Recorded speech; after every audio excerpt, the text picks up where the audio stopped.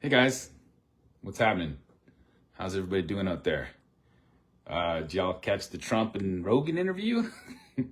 Not much was said, but there were some interesting things said. Like he talked about he's going to release the JFK files because he's had a look in there and he's pretty sure the people that told him not to let it go last time, this is going to be okay. This time he's going to definitely let the JFK files go as soon as he gets in there. There's going to be, and Elon Musk says that they're going to go in there and they're going to look at all the things and there's going to be a massive data dump. And Trump says that they're going to look into the whole alien thing. So there's something I wanted to discuss, and I'm going to make this really brief, which is not my style, but I'm going to try to keep it as short and sweet as possible. So I need people to think about something, okay? Because I was watching this debate between Richard Dawkins and Jordan Peterson, and they do the typical thing that a materialist atheist does, okay? And they basically say, well, do you believe that Jesus was born of a virgin? So it was an immaculate conception. And that belief is the number one thing that separates a Christian from a non-Christian. Okay, it's the only thing. You either believe that Jesus was indeed our creator, incarnated on earth through a virgin, and that is the story of history, or you don't. And since we don't, as a society anymore, think about it, we're removing it in every way, shape, and form. And so you get guys like Richard Dawkins, who has it completely removed. He can't even entertain the idea that it's possible that a creator could introduce itself into our reality. Yet he believes that all sense is a byproduct. Everything that's ever happened, even intelligence, came out of nowhere. It was self-organizing. Okay? So intelligence, Big Bang happened, things started to coalesce. I've gone through this a million times. And eventually we get life for no rhyme or reason. Nobody explains how that's supposed to work. But I just want you to understand that for that to be the way that things did in fact work, there's a bunch of things that needed to happen. Number one, the force organelle needed to self-assemble. It needed to be able to metabolize food. And it needed to be able to defecate and have some sort of circulatory system whereby all of that then produced offspring. Okay? That's not a small feat. Now, not only did that need to happen by a strike into the primordial ooze of a piece of lightning that just happened to have all the right bits and pieces that were somehow fused together magically, by the way. Nobody explains that. Nobody understands how that happened. They just say it happened because, well, we think it did.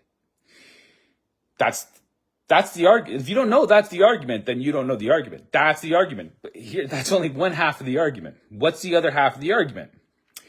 By the way, if that's not immaculate conception, I don't know what is. But what's the other half of the argument? Not only did the first life form self-assemble, there had to be two.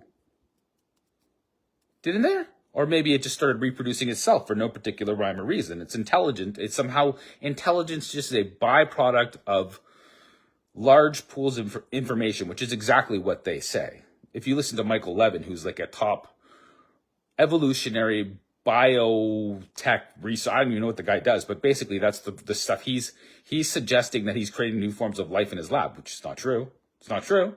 He's a computer scientist. And he's plugging a whole shitload of data into a computer, and they are creating new forms of life by altering forms of life that already exist. Nobody's ever created life in a lab. I hope that you guys understand that. Nobody has ever figured out how to turn an inanimate object into an animate object. We don't know how. Nobody knows how. So they try to convince you of a bunch of things. That's a key one. But not only did the first cell have to come alive with the desire to reproduce, and then those two offspring would have also had to reproduce, and more and more and more. Really, it's like the way that we think about bacteria. We think of humans as if we are bacteria. We are not bacteria.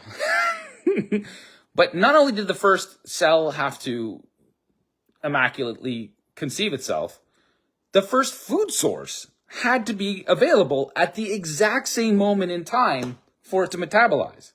to give it the energy required to begin the reproduction process. And that food also had to start reproducing itself. If that's not immaculate conception, I don't know what is. So it's all just a matter of what you choose to believe in. Do you believe that intelligence is self-organizing? Which is absurd. Everything we know about the universe is, even the Big Bang concept is everything shoots out in all different directions. Nobody even really explains how that coalesced other than to introduce this concept of gravity. Which, by the way, if there's no friction in space to stop the things that are going on in any directions, how did they start to swirl? How did the solar winds exist before any material? None of it makes sense. Just so you know. Just so you know. I'm not saying I know it came before the Creator. I'm just telling you that the story that we've been led to believe is because everything our kids get taught in school starts by skipping over these huge questions. I'm not saying I have the answers. I'm not God. I don't proclaim to be as intelligent as the people out there that are way more intelligent than me, obviously. But the fact that they jump over these things and presume to understand something they don't understand, that's the story of science that starts with Immaculate Conception.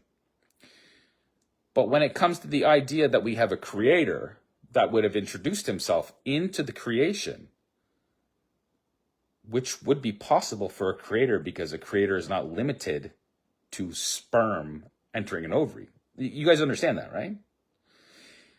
So the world as we think it is right now, or as a lot of these computer scientists are now starting to argue, because, well, the whole story of large language models is they put a ton of information into it and made it big enough. And through that giant conglomeration of data, it started to self-organize itself.